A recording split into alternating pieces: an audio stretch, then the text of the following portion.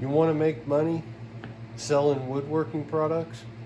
You got to make it better, cheaper, and faster. And one of the ways that the big manufacturers do that is with production jigs. That's what this is. And I'm going to show you how to use one real quick. What I have here is I have a board clamped on here. Once I take this off the table, I'm essentially going to make another one of these boards and wrap it around this panel that is going to be my assembly jig panel. So this is the leg, this is the leg. I can make the notes on here that I want. You know, I cut these at 15 degrees. So I can put 15 degree in here.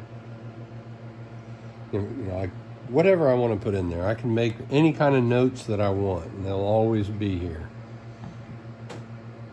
So this I just glued, this I glued, this I glued.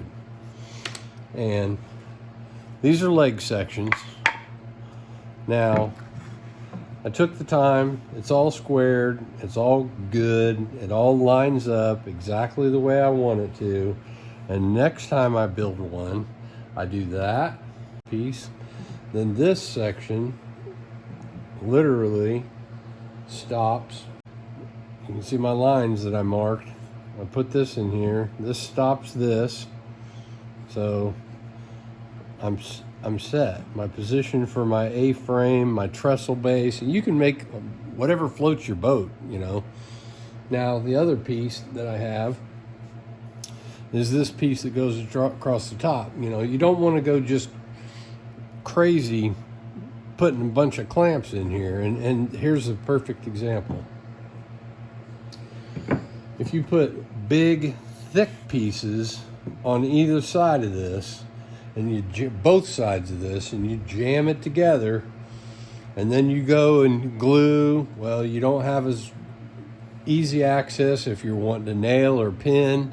You know, I just like small, thin profile pieces that allow me to force it in, and it holds it in place. I can always clamp these if I want to.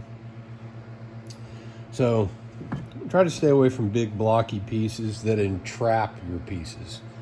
It just makes them hard to remove from your assembly jig. So anyway, let's go back to where we were. I got a little sidetracked there. Now the leg section for this, I'm still working out. Obviously, this particular jig, if I'm doing a left-hand leg, or if I'm doing a right-hand leg, you know, you got to know what you're doing. But now this one jig, I can do both. But if I put a block over here, flush with this board, now I can't do the other side of the bench. So, all right, so let's go back to what we were doing.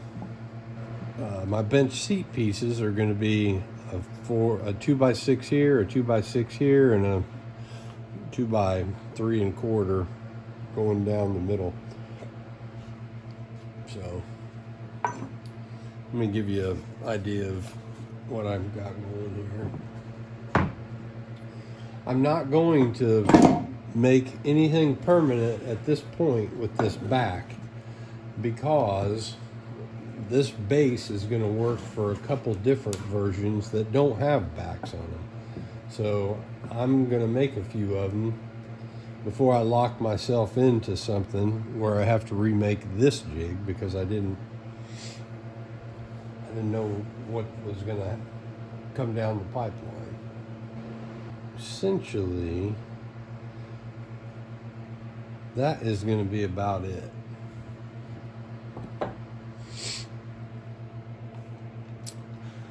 Now, if I wanted to, I could put some more pieces up here, but I'm not to that point yet. But this is enough to make the jig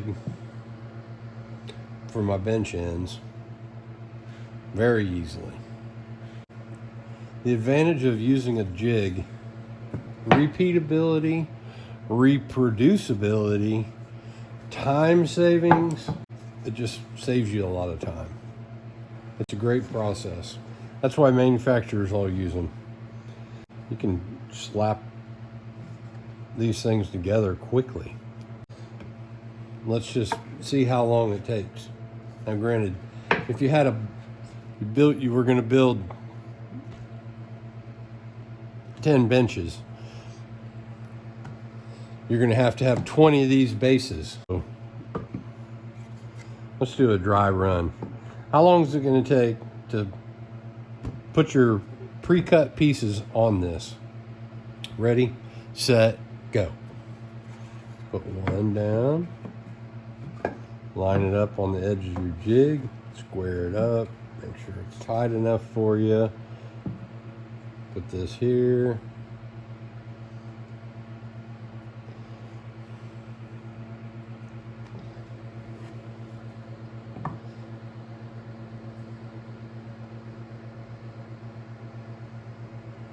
I still have, like I said, I still have to get the exact reference. But you're ready to go. You know, you're not pulling out your tape measure. You're not fiddling, farting around with stuff. Pull this off. Flip it over. Do the other side. This is the other end. Hope this helps. Assembly jigs. Repeatable, reproducible, faster, better quality. That's how you produce stuff fast enough to be able to make money.